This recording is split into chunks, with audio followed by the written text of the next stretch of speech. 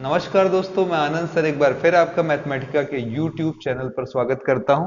पिछली वीडियो में आपने बायो सेवर्ट नियम पढ़ा, जिसमें हमने आपको बताया कि अगर किसी चालक में I धारा हो तो उसके किसी dl अल्पांश के कारण उससे r दूरी पर स्थित किसी बिंदु के लिए चुंबकीय क्षेत्र B बराबर mu 0 by 4 pi I dl sine theta by r square होता है। ठीक है, इसमें हम लोगों ने ये देखा कि ये कोण जो एंगल आपका यहाँ दिख रहा है ये डीएल और आर के बीच का है, जो कितने के बराबर है, थीटा के है। अब हम इसी पर आज एक अच्छी सी डेरिवेशन करेंगे, लेकिन उसके पहले एक चीज समझेंगे कि चुंबकीय क्षेत्र निकालने के लिए या ज्ञात करने के लिए हमें किन नियमों का प्रयोग करना चाहिए। तो आइए देखें, सबसे पहला नियम हमारा है दाएं हाथ का नियम। बहुत ही आसान नियम, दाएं हाथ का नियम सबसे ज्यादा पसंद किया जाने वाला मेरे हिसाब से नियम है, और सबसे लगाने में भी हमारा सबसे ज्यादा आसान है। ये नियम क्या कहता है कि अगर धारा की दिशा आपको पता हो तो उस धारा की दिशा में अपने दाहिने हाथ के अंगूठे को फैला दीजिए। ठीक है, अपने दाहिने हाथ के अंगूठों को उस धारा की दिशा में फैला दीजिए और अपनी उंगलियों को क्या करिए, पंजों को क्या करिए, कर्ल करिए, मोड़िए। अब ये मोड़ने पर जो डायरेक्शन आपका आता है वही चुंबकीय क्षेत्र की दिशा होती है। जैसे मैंने एग्जांपल लिया, तीन तरीके के अलग एग्जांपल, यहां पर आई लिया इस तरीके से, मैंने आई लिया इस तरीके से, मैंने आई लिया इस तरीके से, और तीनों केसों में आपसे पूछा कि चुंबकीय क्षेत्र क्या होगा। देखो, ये समझाने के लिए भैया मैंने क्या किया है, एक कलम ले लिया इसी आई की जगह, और ये ढक्कन को मैंने मान लिया कि ये आपका धारा की दिशा है। तो अब देखिएगा, इस केस में आपका धारा ऊपर की तरफ जा रहा है, मैंने ऐसे ही कर लिया। अंगूठे को इस पर लगाएंगे, पंजे को मोड़ेंगे, ध्यान दीजिएगा, पंजे को मोड़ेंगे, और जब मोड़ेंगे तो मेरा हाथ किधर जा रहा है, अंदर, और इस तरफ अगर घूम कर आएगा तो किधर आएगा, बाहर। यानी कि फिर से देखिएगा, ये मेरा अंगूठा धारा की दिशा में, पंजा मैंने मोड़ा अंदर और अब बाहर, यानी कि यहां पर अंदर की तरफ चुंबकीय क्षेत्र होगा और इधर कैसा होगा, बाहर की तरफ होगा। अब यहां पर ध्यान दीजिएगा, अंदर की तरफ की चुंबकीय क्षेत्र को हम लोग दर्शाएंगे क्रॉस से, और बाहर आते चुंबकीय क्षेत्र को किससे दर्शाएंगे, डॉट से। कन्वेंशन मान लेंगे, अंदर की तरफ जाने वाले चुंबकीय क्षेत्र को क्रॉस और बाहर आने वाले चुंबकीय क्षेत्र को डॉट के जरिए हम लोग दिखाएंगे। आइए चलते हैं, उस तरफ चलते हैं। इस बार हमने धारा की दिशा सीधे सीधे ले ली है। आप क्या करेंगे, अपने अंगूठे को आई की दिशा में लगाएंगे, और फिर देखिए जरा, आपका पंजा किधर जा रहा है, अंदर, और इधर आएंगे तो क्या हो रहा है, बाहर, ऊपर की तरफ आ रहा है। ये अंदर की तरफ जा रहा है, इधर देखिए, इधर ऊपर की तरफ। तो उधर अंदर की तरफ है, क्रॉस लगाइए, इधर ऊपर की तरफ है, डॉट लगाइए। तो उम्मीद करते हैं अच्छे से आपके समझ में आ गया होगा। अब हम इस केस के लिए भी देखेंगे कि कैसा हमारा चुंबकीय क्षेत्र आएगा। तो जवाब होगा सर, अंगूठा आई की दिशा में, पंजा देखें इस बार किधर जा रहा है, ये अंदर, और ये देखिए अब आपका पंजा किधर आ रहा है, बाहर। तो इधर अंदर की तरफ यानी कि क्रॉस, इधर बाहर की तरफ डॉट। तो सबसे अच्छा नियम ये दाएं हाथ का नियम, लगाने में इजी, काम करने में भी आसान है इसके साथ। चलिए अब अगला नियम देखते हैं। वैसे बताने को एक और भी नियम बताया जाता है जो मुझे कहीं ना कहीं इसी की याद दिलाता है। तो ध्यान से देखिएगा, मैक्सवेल का नियम, दूसरा नियम जो हमारा है वो मैक्सवेल का पेच मापी नियम है। मैक्सवेल का पेच, पेच का मतलब यहां पर दक्षिणावर्ती पेच नियम बोला जाता है। का दक्षिणावर्ती, जैसे वहां पर हम दाहिना हाथ यूज किए, वैसे यहां भी दक्षिणावर्ती पेच नियम। ठीक है, ये क्या कहता है कि जैसे आप पेच को कसते हैं, आप मान लीजिए पेच है आपका, और इस पेच को आपको कसना है, तो आप क्या करेंगे, ऐसे स्क्रू ड्राइवर लेंगे अपना, यानी कि पेचकस लेंगे और इसको ऐसे कसेंगे। तो ये मेरा जो हाथ रोटेट कर रहा है मित्रों, वही आपके धारा की दिशा बताएगा। मान लेते हैं कि हमारा जो धारा है वो अंदर की तरफ है, तो हम क्या करेंगे, अपना पेचकस लेंगे, अंदर की तरफ ऐसे लगाएंगे और हाथ को अपने रोटेट करेंगे। जब मैं हाथ को रोटेट कर रहा हूं तो देखिएगा मेरा हाथ ऐसे नाच रहा, ध्यान दीजिएगा, मेरा दाहिना हाथ कैसे नाच रहा पेचकस को कसते समय। तो जवाब है इस तरीके से। तो इस तरीके से यहां पर हमारा बनेगा। ठीक है, ये देखिएगा, अगर मेरा हाथ ऐसे घूमा तो ये क्या हुआ, ऊपर की तरफ, और ये क्या हुआ, अंदर की तरफ। तो यानी कि इधर बाहर की तरफ और इधर अंदर की तरफ। देखिए, फील करिए, बाहर, ये देखिए, बाहर अंदर।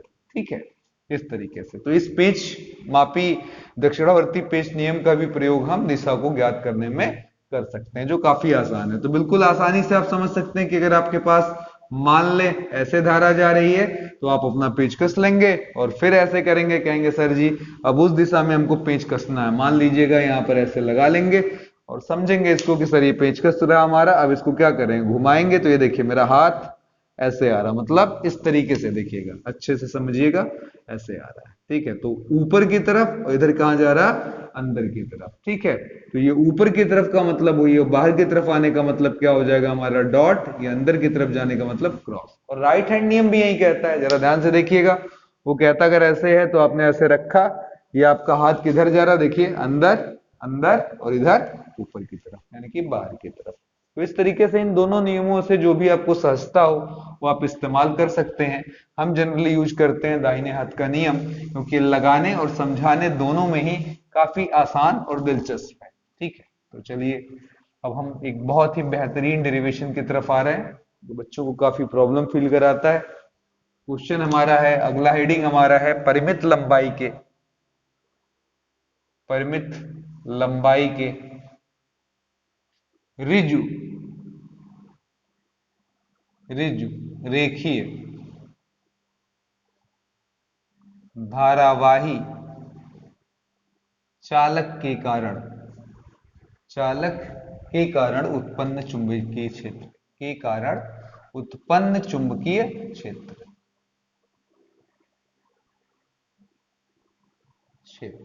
ठीक है, बढ़िया।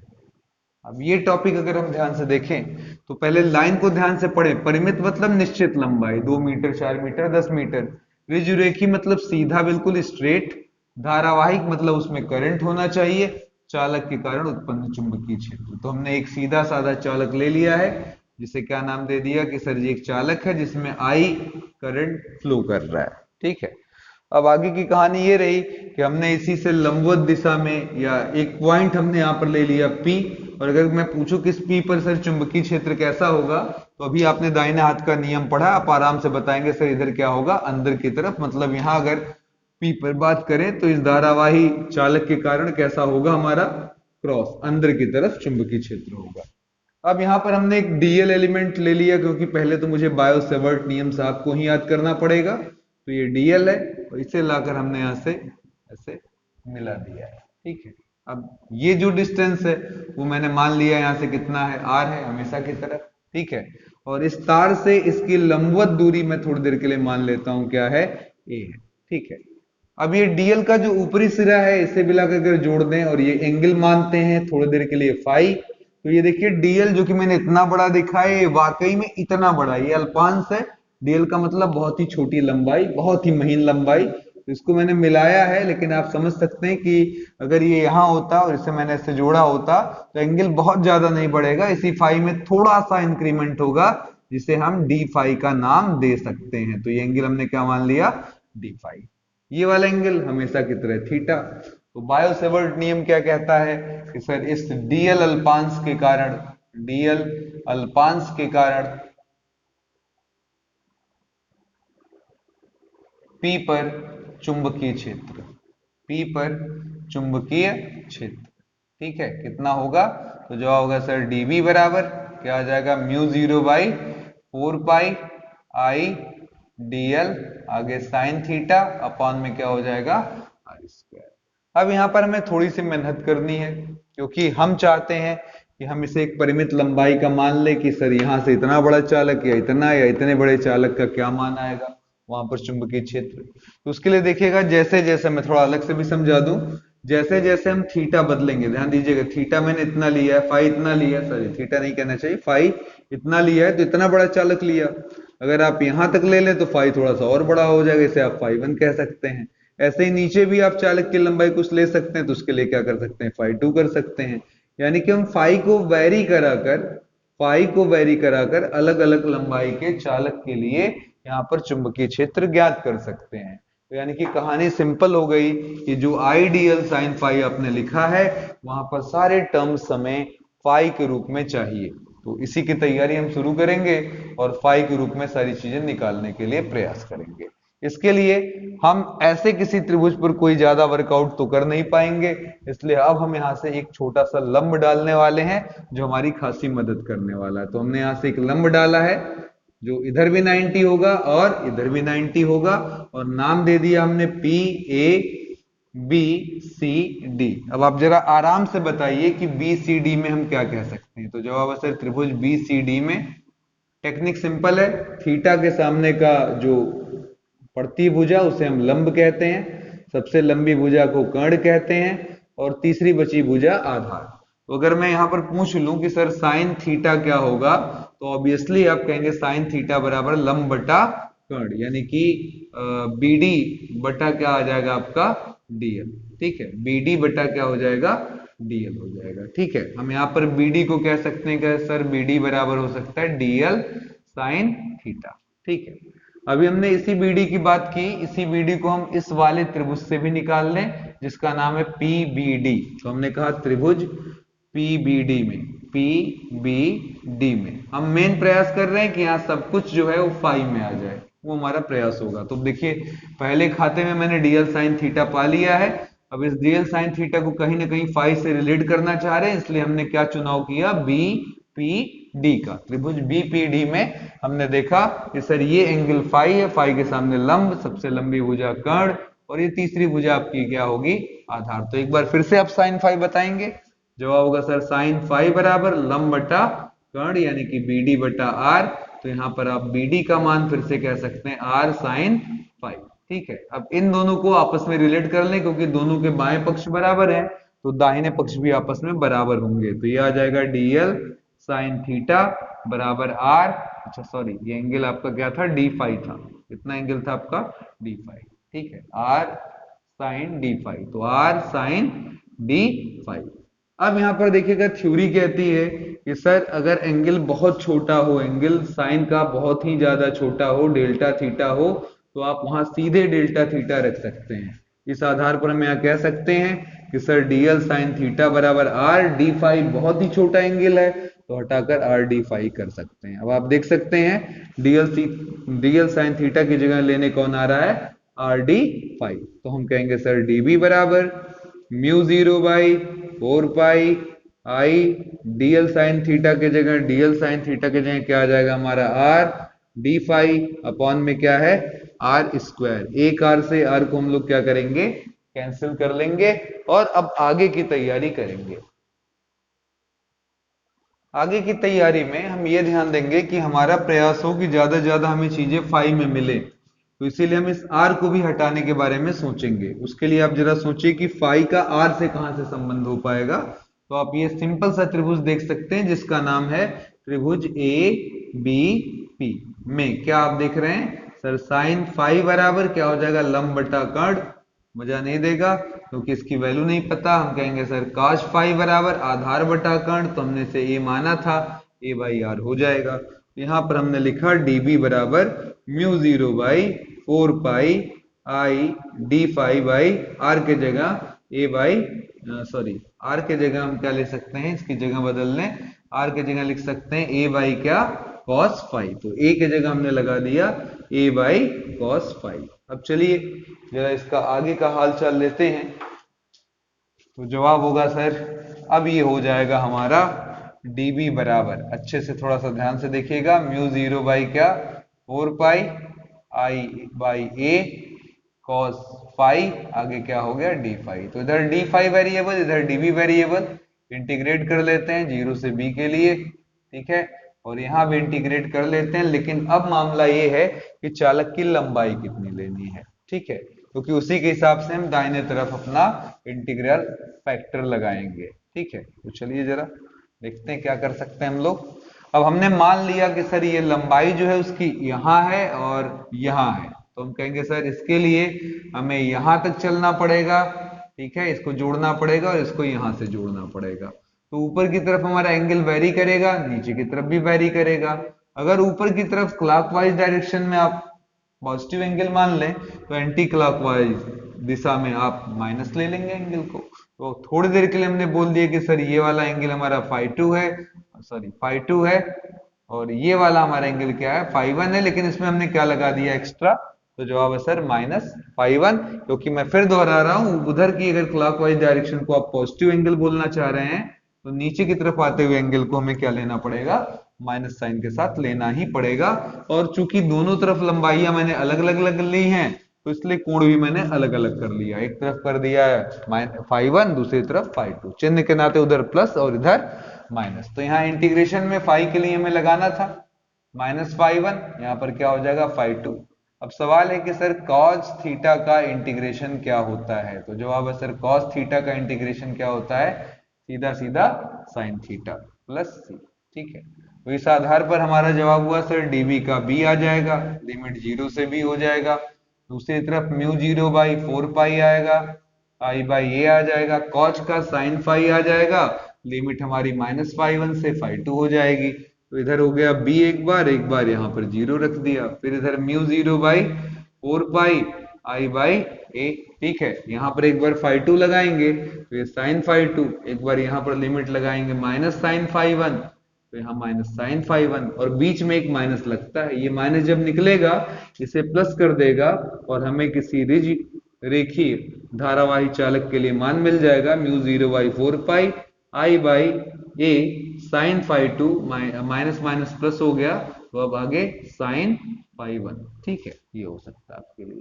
तो ये आसान काम है, बहुत ही आसानी से आपको आंसर मिल जाएगा। ठीक है, चलिए अब यहां पर अगर मैं मान लूं कि ये तार जो है वो इनफाइनाइट लंबा है, ये डायग्राम में थोड़ा मिटा रहा हूं और समझाने के लिए आपको। इनफाइनाइट तार के लिए अगर यही अनंत लंबा तार हो, उसके लिए अगर हमें ये फॉर्मूला निकालना हो तो क्या होगा? तो जवाब होगा, चलिए सर ये मेरा हो गया चालक और ये हो गया हमारा पॉइंट P। यहां पर हमने इसको जोड़ दिया, जो डिस्टेंस है हमारी a। अब अगर ये यहां तक होता तो ध्यान से समझिएगा, एंगल कुछ आता। अगर हम थोड़ा सा और तार को बड़ा कर दिए तो एंगल और बढ़ जाता। ठीक है, अगर हम और बड़ा कर दें तो आप समझ सकते हैं एंगल और बड़ा हो जाएगा। ठीक है, यानी कि एंगल बढ़ता जा रहा है जैसे जैसे मैं ऊपर जा रहा हूं। अब ये बताइए अनंत के लिए क्या होगा? कहेंगे सर ऐसे ही कुछ करते हुए हम इसको आगे बढ़ा देंगे और बहुत ऊपर तक, ऐसे ही नीचे भी बहुत ऊपर तक, तो ये लगभग लगभग लाइन हमारी सीधी हो जाएगी अगर इनफाइनाइट के लिए। यानी कि इधर और इधर दोनों ही एंगल हमारे क्या हो जाएंगे, कहेंगे सर φ1 हमारा हो जाएगा 90 डिग्री, वो भी क्या हो जाएगा 90 डिग्री। अब देखिएगा फॉर्मूले में माइनस को हम हजम कर चुके हैं, तो अब आपको माइनस नहीं लेना, यहाँ जो एंगल आए वही इस्तेमाल कर लेना। ठीक है, तो अब यहाँ पर अगर कोई पूछे कि सर कितना हो जाएगा अनंत तार के लिए, तो अनंत अगर लंबाई हो, अनंत लंबाई का तार हो, तो हम यहाँ पर φ1 और φ2 के जगह 90 डिग्री का इस्तेमाल कर सकते हैं और हमें मिल जाएगा μ0 by 4 pi i by a sin 90। यहाँ भी sin 90, जिसका रिजल्ट ये आया, ये भी 1 होता है, ये भी 1 होता है सर। तो इसलिए b की वैल्यू कितनी हमारी निकल कर आ गई? जवाब है sir μ0 by 4 pi i by a, और एक मिलकर 2। आप चाहे 2 ऐसे लगा दें या मन करे आपका तो ये 2 से 2 को 4 को काट भी सकते हैं, तो फॉर्मूला में मिल जाएगा हमको μ0 बाई 2 पाई i बाई। उम्मीद करता हूं ये डेरिवेशन जो है वो आपको अच्छे से समझ में आ गया हो। ठीक है, चलिए इसी पर एक छोटा सा ऑब्जेक्टिव लगा लेते हैं, पहले डायरेक्ट फॉर्मूले पर थोड़ा सा समझने के लिए, फिर एक और लगा लेते हैं, फिर एनसीईआरटी में एक दो प्रॉब्लम्स हैं जो इसी पर आधारित हैं, उनको सॉल्व कर लिया जाएगा। ठीक है, पहले एक सवाल समझ लेते हैं ताकि हमें कॉन्सेप्ट मिल जाए कैसे लगाना है। हाँ, एक चीज और है, इस पूरे की वैल्यू आपको बताई गई है, कितना होता है 10 की पावर -7। तो आइए चलिए जरा देख लें क्वेश्चन। अगर हमारे पास एक तार है, ठीक है, एक हमारे पास तार है और यहां से हमने 10 सेंटीमीटर दूरी पर एक कोई पॉइंट ले लिया है P, इसमें एक धारा बह रही है, मान लेते हैं ये 8 एम्पियर की है, और तार का ऊपरी सिरा जोड़ने पर जो एंगल बन रहा है वो 60 डिग्री बन रहा है, निचली सिरा जोड़ने पर जो एंगल बन रहा है वो 30 डिग्री बन रहा है। ठीक है, क्वेश्चन ये है इस P पर चुंबकीय क्षेत्र कितना है, P पर चुंबकीय क्षेत्र कितना है। तो आप देख लीजिए फॉर्मूला आपका B बराबर क्या हो जाएगा, μ0 by 4 pi I by a, आगे हो जाएगा साइन, पहला वाला एंगल आपका φ2 ऊपर वाला और नीचे वाला क्या हुआ φ1, तो साइन 60 प्लस साइन 30, सीधे सीधे फॉर्मूला लगा दिया। ठीक है, तो बोलिए μ0 बाई 4 पाई का मान कितना होता है 10 के पावर -7। आई की वैल्यू आपकी 8 होती है, ए की वैल्यू आपकी 10 सेंटीमीटर दिया है और सेंटीमीटर से काम चलेगा नहीं, मीटर में बदल देना, 10 बटा क्या कर देना 100। साइन 60 की वैल्यू √3/2 और साइन 30 की वैल्यू 1/2। तो हमें जो रिजल्ट मिल रहा है वो कितने के बराबर आ रहा है, जवाब सर काम तो आसान है, हमारा आंसर जो आ रहा है वो हो गया ये 0 कटा, ये 80 हो गया, 80 गुणे 10 के पावर -7, यहाँ √3 + 1, बाई क्या लगा दिया, दोनों का लसापा 2, 2 चौक 2 से काटेंगे, 2 चौक 8, 40, √3 का मान 1.73, तो एक एक मिलकर 2.73 गुणे 40 गुणे 10 के पावर -7, तो ये 0, 4 तिया 12, 4 सते 28, 29, 4 दूना 8, 8 2 10, 2 अंक पर दशमलव गुणे 10 के पावर -7।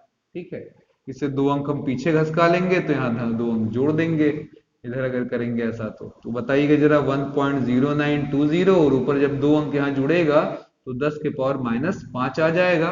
आगे आप लिखना चाहें तो बी की यूनिट टेस्ला का इस्तेमाल कर सकते हैं। ठीक है, तो उम्मीद कर रहा हूं ये सवाल आपके समझ में आ गया। एक बढ़िया क्वेश्चन और लगा लेते हैं, उसके बाद एनसीईआरटी प्रॉब्लम है हमारे पास कुछ, उनको हम लोग लगा लेंगे। ठीक है, एक सिंपल सा सवाल लगाते हैं। हमारे पास एक बंद वक्र है इस तरीके से दिया हुआ, जिससे आई करंट इस तरीके से होकर गुजर रही है। ठीक है, इसकी भुजा की लंबाई हमने मान लिया है कि एक वर्ग है ये, तो ये ए है, ये भी ए है, और हम जानना चाहते हैं कि यहाँ पर चुंबकीय क्षेत्र क्या होगा, यानी कि इसके सेंटर पर क्या होगा।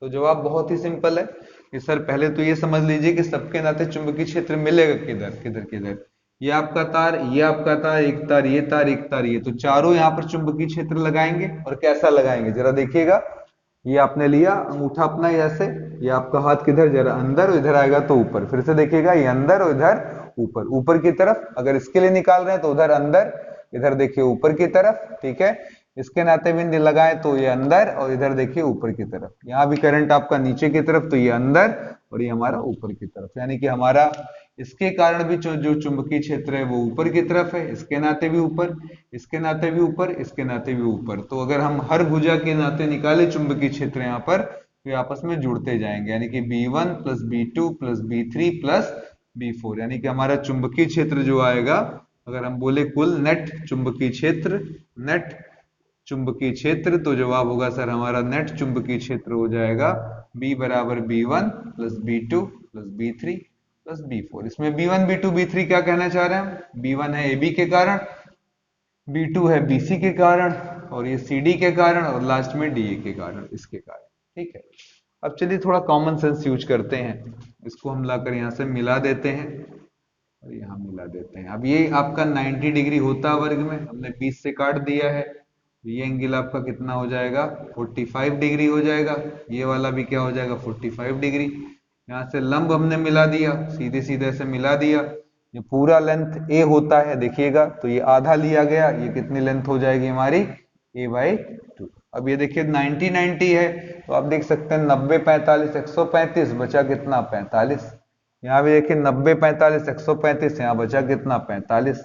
अब अगर आपको ये फील ना दे रहा हो तो आप इसको ऐसे रोटेट कर दें तो आपको शायद दिख जाए आराम से कि सर ये आपका ऐसे बना हुआ है, 45 इधर है, 45 इधर है, ये जो आप देख रहे हैं डिस्टेंस a/2 इधर है। ठीक है, और ये आपकी भुजा AB है। कुछ ऐसी फीलिंग आई तो आपको समझ में आ गया होगा कि एक सीधा तार है जिसकी लंब दूरी a/2 है, तो हमको क्या करना है, इसके यहाँ पर हमें क्या करना है, इस तार के नाते इस a/2 दूरी, यानी कि यहाँ O पर हमें इसका चुंबकीय क्षेत्र निकालना है। तो बताइए इसके नाते फॉर्मूला क्या हो जाएगा, कहेंगे सर जी B1 = μ0/4π I यही है बाई ए का मतलब यहाँ डिस्टेंस से है, लंब दूरी से है, a/2।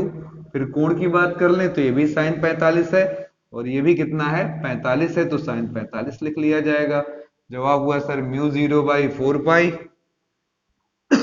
2I/a, sin 45 की वैल्यू 1/√2 और 1/√2। ठीक है, ये हो जाएगा 1 1 2, तो 2 2 = 4, μ0/4π 4I/a, और नीचे 1/√2। ठीक है, अब दूसरी किस्त में जब हम यहाँ आएंगे तो यहाँ भी ऐसे ही मिला देंगे, ये भी दूरी को हम जब मैच कराएंगे तो हम कहेंगे सर जी ये पूरा a था, तो इतनी दूरी क्या होगी a/2। बाकी ये भी 45 डिग्री, ये भी 45 डिग्री, और ये 90 90 है, तो इसलिए देखो 90 45 135, ये भी 45, ये भी 45 हो जाएगा। ठीक है, यानी कि ये सेम B1 B2 भी B1 के बराबर आएगा, क्योंकि केस सेम हुआ, एंगल भी सेम, दूरी भी सेम। ऐसे ही तीसरा भी, अगर आप यहाँ भी चर्चा कर लें, इसे भी 20 से काट दें तो ये डिस्टेंस आपकी a/2 है। ठीक है, ये भी 45 45, और फिर कहना नहीं होगा कि यहाँ भी क्या आ जाएगा 45 और 45। इसी प्रकार ये भी। ठीक है, यानी कि b1 b2 b3 b4 सब क्या आ जाएंगे, बराबर आएंगे, यानी कि हम इन सभी को b1 b1 और b1 भी कह सकते हैं। तो आ गया 4 टाइम्स b1, और b1 की वैल्यू कितनी है, तो जवाब है सर ये रहा आपका μ0/4 पाई 4i/a 1/√2। ये हमारा टोटल आंसर हो गया। ठीक है, उम्मीद कर रहा हूं ये सवाल आपको अच्छा लगे और समझ में भी आ गया हो। तो हम इसी पर आधारित कुछ सवाल लगाएंगे जो हमारा एनसीईआरटी से रिलेटेड होगा। ठीक है,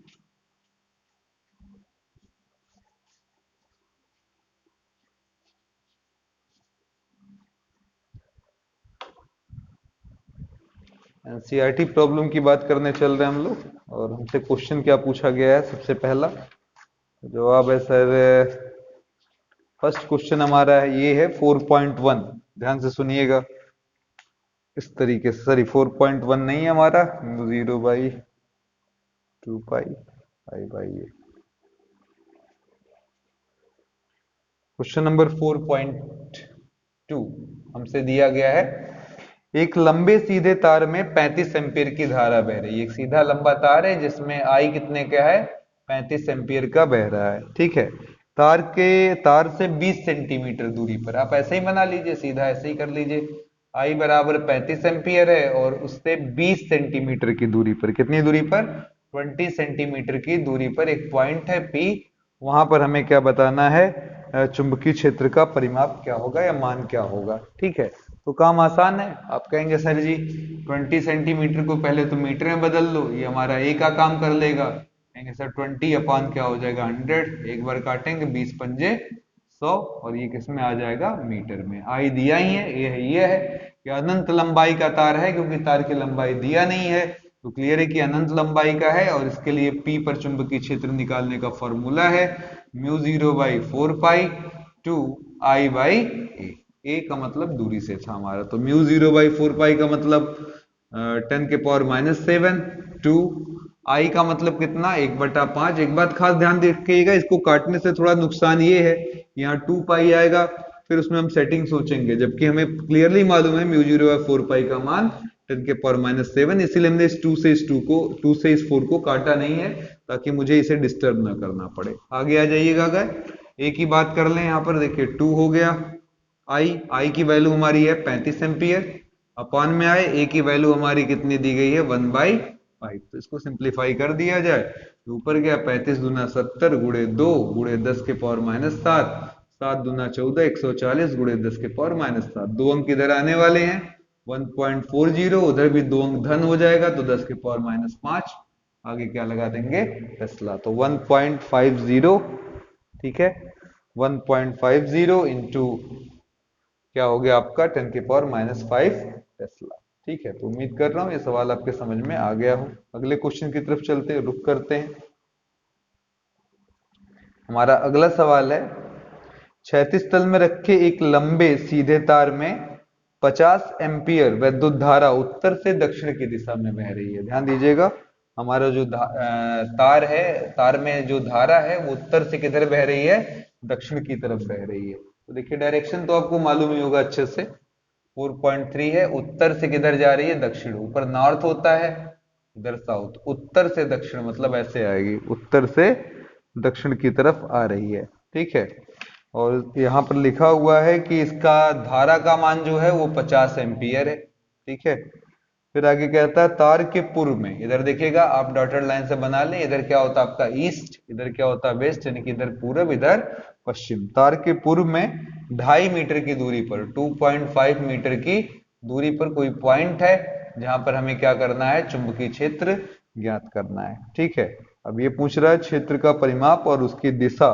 दोनों ही आपको बताने हैं। ठीक है, तो चलिए इसको सिंप्लीफाई किया जाए, देखा जाए क्या आएगा। तो जवाब होगा सर, अगर हम बात करें यहाँ पर तो कहेंगे सर ऐसे आपका अंगूठा लगा देंगे धारा की दिशा में, इधर हाथ हमारा किधर जा रहा है, अंदर, और उधर क्या आएगा बाहर। फिर से देख लें जरा इसको, अगर ये है, इधर क्या आएगा अंदर, और इधर क्या आएगा हमारा ऊपर की तरफ। तो इधर जो आएगा हमारा चुंबकीय क्षेत्र वो डॉट के द्वारा लिखा जाएगा। ये हमारा ए हो गया। फॉर्मूला बी बराबर म्यू 0/4 पाई 2I/a। क्या हो जाएगा, बी बराबर म्यू 0/4 पाई। तो दिशा तुमने बता दी है बाहर की तरफ। अब आगे यहाँ 10⁻⁷ 2 आई की वैल्यू 50, ए का मान 2.5 काट कर यहाँ लगा दीजिए। 25 दूना 50, ये हो गया 2 दूना 4, 40 गुणे 10⁻⁷। एक अंक इधर आ जाइए 4.0, यहाँ एक अंक बढ़ेगा 10⁻⁶ टेस्ला। ठीक है, ये हो जाएगा आपका आंसर। चलिए अगले क्वेश्चन की तरफ चलते हैं। और आपने क्लियर कर लिया कि अगर कोई पूछेगा दिशा तो कहेंगे सर ये इस तरफ क्या होगा, इधर अंदर, और उधर क्या होगा, ऊपर की तरफ। अगले सवाल में डायरेक्शन के साथ यही सवाल पूछा गया 4.4 भी। ध्यान से देखिएगा क्या क्वेश्चन पूछा गया हमसे। 4.4 क्वेश्चन है, व्योमस्थ खींचे क्षैतिज बिजली के तार में 90 एम्पीयर विद्युत धारा पूर्व से पश्चिम की तरफ बह रही है। पूर्व से किधर बह रही है, पश्चिम की तरफ बह रही है धारा। ठीक है, चलिए ये आपका पूरब, ये आपका पश्चिम। पूरब से पश्चिम की तरफ 90 एम्पीयर की धारा हमारी बह रही है। तार के एक 1.5 मीटर नीचे, मतलब इससे नीचे, यहाँ कहीं कोई पॉइंट है 1.5 मीटर पर, इसको हम ए बोल रहे हैं। यहाँ पर चुंबकीय क्षेत्र क्या होगा और इसकी दिशा भी आपको बतानी है। ठीक है, तो काम आसान है। देखिए पहले आप परिमाण बता दें तो क्या देंगे, सर ये तो ये है, ये आई है, ये आपके पास, तो बी बराबर क्या हो जाएगा, म्यू 0/4 पाई 2I/a। यहाँ पर 10 के पावर पूरा -7, 2 गुणे आई का मतलब 90, ए का मतलब 1.5, काटिए 15 छक्का 90, 60 दूना 120 गुणे 10 के पावर -7, 2 अंक पीछे घसकेंगे तो 1.2 यहाँ पर +1 आएगा, 10 के पावर -6, आगे क्या लगा देंगे आप, टेस्ला। अब सवाल ये है कि चुंबकीय क्षेत्र किधर होगा, तो देखिएगा ये हमारा अंगूठा रहा, ये ऊपर और ये नीचे। फिर से देखिएगा ये नीचे की तरफ और ये ऊपर की तरफ, यानी कि हमारा ये अंदर की तरफ आ रहा है और इधर देखेंगे तो ये ऊपर की तरफ आ रहा है। तो ऊपर हमारा क्या है, कहेंगे सर जी नॉर्थ है, नीचे क्या है, साउथ है। तो बताइए जरा हमारी दिशा क्या हुई, तो जवाब हुआ सर नॉर्थ से साउथ। देखिए नॉर्थ की तरफ से आ रहे हैं और नीचे साउथ जा रहे हैं, ऐसे जा रहे हैं, तो नॉर्थ से साउथ की तरफ, यानी कि उत्तर से दक्षिण की तरफ। तो ये हमारा रहा एक डेरिवेशन किसी सीधे तार के लिए, उसको एक परिमित लंबाई की स्थिति में, उसके अनंत लंबाई की स्थिति में हमने डेरिवेशन किए, कुछ सवाल लगाए। उम्मीद करते हैं आपको बहुत पसंद आए, आपकी प्यारी प्यारी कमेंट्स हमको मिले, अच्छी शेयरिंग मिले। और अगर किसी ने एक स्पेशल वीडियो जो हमने अभी बहुत जल्दी बनाया है, वैद्युत आवेश तथा क्षेत्र, जिसमें हमने 2 घंटे में पहले चैप्टर को पूरा रिवाइज करने के साथ साथ एनसीईआरटी की सारी प्रॉब्लम करा दी है, अगर ना देखा हो तो जरूर देख लें मित्रों, क्योंकि बहुत ही प्यारी वीडियो बनी हुई है, आप लोगों के अच्छी व्यूज भी आ रहे हैं। तो इसी के साथ मैं आपका दोस्त आनंद सर लेता हूं इजाजत। आप सभी को गुड नाइट और जय हिंद, जय भारत।